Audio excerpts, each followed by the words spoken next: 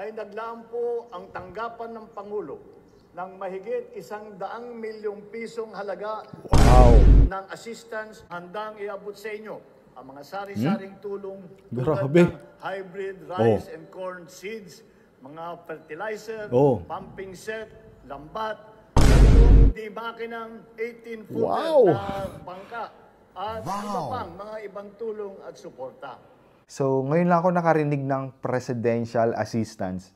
Kasi yung iba po kasi, gamit na gamit ang DSWD. Okay? Kahit sinong politiko, kumakapit po doon sa DSWD para i-credit sa kanila.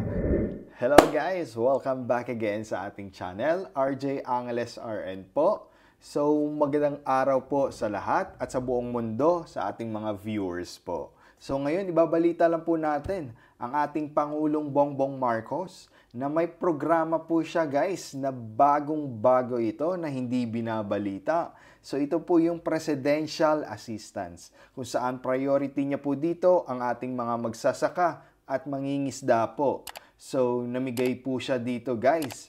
Pinangunahan niya po dito sa Kamsur or sa Bicol Region or yung ating Legazpi City. So, lahat po yan doon guys sa Bicol. Binigyan niya po ng presidential assistance. Kasama din po ang ating DSWD for cash assistance. Kasama din po ang ating DAR kung saan namahagi po ng mga titulo ng lupa ng libre. At syempre po ang ating Department of Agriculture para sa ating mga assistance sa ating mga farmers sa kanilang mga kagamitan, seedlings, and machineries po. So, ngayon po, pakinggan natin ang ating Pangulong Bongbong Marcos. Kasama din po ang pagbigay ng assistance ng Office of the House Speaker po. Alright? So, pakinggan natin ang ating Pangulong Bongbong Marcos. So, bago yan guys, ayan siya, namigay ng mga assistance doon. Yan. Ay, dito. Yan. Alright?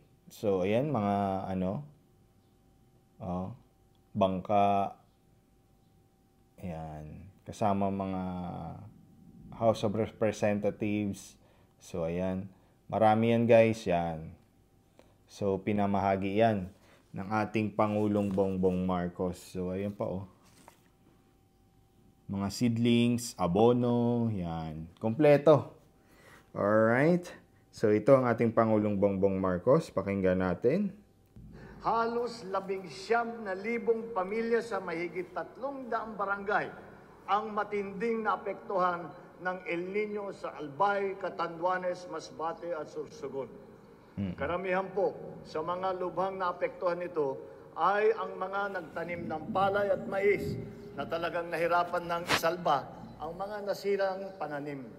Kaya naman, sa araw na ito ay naglaan po ang tanggapan ng Pangulo ng mahigit 100 milyong pisong halaga ng assistance para sa lalawigan ng Albay, Catanduanes, Masbate at Sorsogon. So ayan guys, 100 million po. Presidential assistance po yan, no? Presidential assistance. So galing po yan sa Office of the President. So 100 million sa province po yan, no? Sa Bicol po yan, guys, no? Ang binanggit niya po kanina ay ang Albay, Catanduanes, Masbate at Sorsogon. So, maghati-hati po sila doon sa 100 million pesos. Ay, grabe ang ating presidente. So, ngayon lang ako nakarinig ng presidential assistance. Kasi yung iba po kasi, gamit na gamit ang DSWD. Okay, kahit sinong politiko, kumakapit po doon sa DSWD para i-credit sa kanila. Pero ang ating Pangulong Bongbong Marcos, bago ko lang po ito narinig, nagkaroon po siya ng presidential assistance. So sa kanya po mismong opisina, galing po itong budget na yan. Ito pong pondong ito ay papamahagi natin sa provincial government at makatatanggap ng tig-10,000 piso ang bawat magsasaka, mangingisda at ilang piling pamilya na lubhang naapektuhan ng tagtuyot na dala ng El Nino. Ay, grabe. 10,000 each. So, ilan po yan? Ipamamahagi, guys, no? Grabe, ang dami niyan. Siguro more than 10,000 na beneficiary mabibigyan nito. So, malaking tulong po yan sa ating mga kababayan na naapektuhan ng El Nino at syempre po sa ating mga magsasaka, mangingisda, kung ano pa man po dyan na beneficiary, okay, ng ating presidential assistance. Napakaganda talaga nito at malaking tulong po yan sa ating mga kababayan. Bilang pauna, magbibigay po kami ng tig 10,000 piso sa 10 benepisyaryo mula sa bawat probinsya. Hindi rin magpapahuli ang DSWD na mamamahagi rin ng tig 10,000 piso sa 5,000 benepisyaryo ng AKAP na programa. Ay, grabe. Pinapalakpakan yan, guys. Meron pa pong magandang balita Oh. sa ating mga magsasaka at mangingisda. Nandito po ang Department of Agriculture at saka ang Bureau of Fisheries na handang iabot sa inyo ang mga sari-saring tulong Grabe. tulad ng hybrid rice and corn seeds, mga fertilizer, pumping set, lambat, 3 di-makinang 18-footer Wow. na bangka at iba pang mga ibang tulong at suporta. Mula naman sa opisina, Kompleto. aming magiting na Speaker Martin Romualdez, Speaker of the House. nagpapaanan lang sila ng tig 5 kilong bigas para sa lahat ng dumalo ngayon. Wow. Titiyakin po natin. So, grabe. Lahat ng pumunta dyan, guys, no? Lahat nakakatanggap sila. So, yung mga bigas na yan na 5 kilo each, no?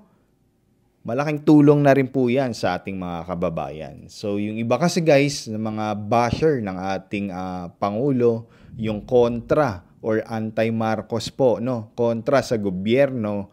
Bakit puro na lang ayuda. So, pero guys, sa ating mga kababayan na walang anuman or anuman dyan, guys, na ayan, kailangan po talaga nila yan at syempre malaking tulong na po sa kanila yan. So, yung 5 kilong bigas po, malaking tulong na po yan sa kanila. So, pag pumunta dyan, lahat, okay? So, may 10,000 ka na, may 5 kilong bigas ka pa. So, pag ikay magsasaka or ikay mangingisda, so, meron kang madadala para sa inyong hanap buhay or seedlings dyan, yung machineries na yan, yung abono na yan, at kung ano pa yan yung mga maliliit na tilapia or bangus na yan na aalagaan ng ating mga mangingisda, kompleto na rin po. Ay, grabe. Natin na ang bawat ayuda na ipapamahagi namin ay makakarating sa lahat ng mga pinaka-nangangailangan. Yun. Ang hiling ko lang, Sa pinaka-nangangailangan. So, yan talaga ang purpose na yan. So, kung sino nangangailangan, ang ayuda po, guys, nandoon, no? Ayan. So, kung sino po yan dyan na approved na beneficiary, so, siya pong makakatanggap. sa ating mga benepisyaryo ay samantalahin ninyo ang pagkakataon na ito upang makabangon at makapagsimula muli. At idadagdag ko rin na huwag kayong nahihiyang lumapit sa inyong mga barangay captain, sa inyong mga mayor, sa congressman, governor, at kung sino-sino pa na ahensya ng pamahalaan kung nangangailangan kayo ng karagdagang tulong. Dahil patuloy din kami nakikipag-ugnayan sa kanila para malaman kung ano pang karagdagang assistance ang maaari naming maibigay. Sa lahat ng mga paraan na makatulong sa inyong pagiging produktibo, suportado ko at ang inyong gobyerno at ng inyong pamahalaan. Ay, grabe. So, ayan, sa ating mga kababayan na hirap talaga sa buhay, lalo na sa Bicol. Okay? So, sabi ng Pangulo, so wag daw po tayong mahiya na lumapit sa ating barangay captain, sa mayor, sa congressman, okay? So, puntahan po natin yan kasi naglaan po sila ng budget po dyan para tulungan po tayo at ating mga kababayan. So, just in case, kung nanood po kayo ngayon, so puntahan nyo na po ang inyong barangay captain or congressman po dyan, yung mayor nyo. At sabihin nyo na humingi po kayo ng tulong or assistance or any financial. So, magbibigay po yan ang ating mga gobyerno na lokal na gobyerno po, yung mga LGUs natin. Alright? Po tayo. At tiyak na lahat tayo ay sabay-sabay nababangon. Sa bahagi naman po ng pamahalaan, patuloy kaming magsusubaybay at nakaagapay sa inyo. Bilang suporta sa patuloy na pag-unlad ng inyong rehiyon, binibilisan na rin po ang pagbabalangkas ng ilang mga proyekto dito sa inyong lugar, tulad ng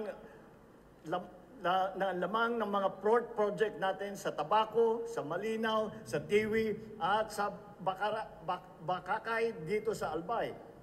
Sa karatig lugar naman, sa Sursogon, ay patuloy ang pag-usad ng implementasyon ng Roro Terminal Port Expansion Project. Isusunod na din po natin na ipapatayo ang ilan sa mga port project sa Catanduanes, Masbate at Sursogon. Dahil kaya po namin binigyan ng prioridad ang mga puerto dahil nakikita namin ang lagay ng ating mga magsasaka. Kung minsan ay yung kung ano man ang kikitain sana ng ating mga magsasaka ay nauubos dahil napakamahal para ilipat yung inyong produkto at dadalhin sa merkado. Yun, grabe ang sinabi ng ating Pangulong Bongbong Marcos. So hindi lang po assistance natatanggap ng ating mga kababayan na sa Bicol po, kundi yung ating farm to market roads.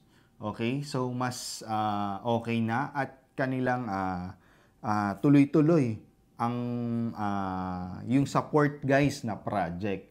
So para mapabilis yung ang kanilang road to market road para yung transportation ng ating mga kababayan na farmers, ang kanilang mga gulay or mga goods and services nila, so mas mapabilis at syempre po hindi na po sila mahihirapan sa pag-transport. Okay? So ayan ang ating Pangulong Bongbong Marcos at syempre po ipapakita ko rin po sa inyo ang nabigyan ng mga titulo po ng DAR kasama ang ating Pangulong Bongbong Marcos, guys. So, ayan siya. So, hindi lang po yung presidential assistance na tatanggap nating kababayan, kundi yung road to market road na mga build better more na mga projects po para mapabilis from bundok to diretso na. Okay? Sa market. So, from market na rin or kung from bundok sa farm nila, diretso na rin sa port. Okay? So, pinarami, pinalawak, at pinagaan ang serbisyo para sa ating mga farmers para maidala po nila ang kanilang mga goods and services sa ating lugar at mapabilis ang transportasyon po. At pagdating po dun sa market, so hindi na po mas mahal ang ating mga gulay or kanilang galing sa farm, okay? Prutas or gulay or any piggery or chicken man dyan, mas ma-lesser na po ang kanilang gastos. So, at maganda po yan, fresh din ang pagdating. So, dire-diretso. So, ang ganda ng flow. Okay? Yan po, napag-aralan ng ating Pangulong Bongbong Marcos kasama ang kanyang mga kabinete sa Department of Agriculture. At nakipagtulungan po sila talaga, guys, no? So, ayan, pinag-aralan po talaga nila yan para mas mabilis, accessible, so attainable at syempre po affordable para sa lahat. So ito pakinoorin natin to. Wait lang, ito. So ito, guys, so nabigyan ng titulo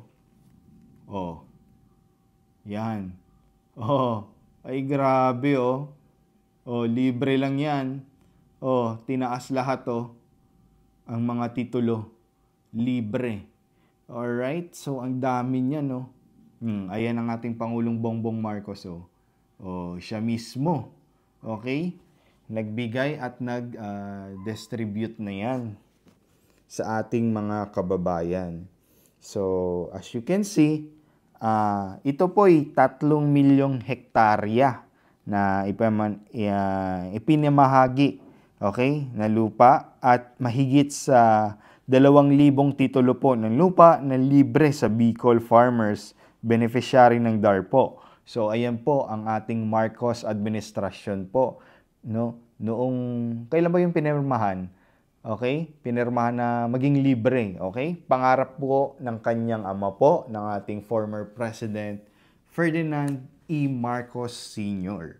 So, ayan, tinupad po ng ating Pangulong Bongbong Marcos, pinagkaloob na po ng libre ang kanilang mga lupa. So, may titulo po yan sila. Hindi lang po lupa pinamahagi. Nakita nyo naman po kanina, pinamahagi din po yung mga abono, seedlings, at machineries pinamahagi sa ating mga farmers. So, ayan guys, tuloy-tuloy po ito. At yan po ang update po dyan guys sa Bicol noong pumunta po ang ating Pangulong Bongbong Marcos. So, 100 million po yun guys, no? Pinamahagi sa presidential assistance. At syempre, yung mga financial assistance galing sa DSWD, 60 million, okay? So, meron tayong na-complete po na farm to market road, okay? 7 na po yun. 8. Okay, 8 na po. Tapos yung port projects nila, ibubus pa rin yung trade para sa tumaas ang ekonomiya po sa Bicol, okay? Tapos po, total na ipinamahagi doon po sa Bicol guys is 162 million. So grabe, nakakalula. Yan po ang bagong Pilipinas guys, no? So hindi lang po yan guys sa Bicol. As you can see or nabalitaan nyo, pumunta na po ang ating Pangulong Bongbong Marcos kung saan-saan. Okay, Cagayan de Oro, Iligan, General Santos, Sultan Kudarat, at Zamboanga nakaraan. So ngayon po nasa Bicol. So same lang din po ang ipinamahagi at ibinigay na mga ayuda. So baka sa susunod po, sa lugar nyo na rin po pupunta ang ating Pangulong Bongbong Marcos. So ayan po guys, anong masasabi nyo sa proyekto ng Marcos administrasyon at bakit ngayon lang to nagawa? Okay? So, comment down below po at huwag kalimutan mag-like. Okay? Comment, share, subscribe. So, maraming salamat po guys. Abangan nyo po ang next vlog ko po. Alright? So, thank you so much. At bago lang po sa aking channel, please subscribe and bell all para updated po kayo sa ating mga latest updates ng ating Pangulong Bongbong Marcos. Thank you so much and keep safe everyone. God bless. Bye.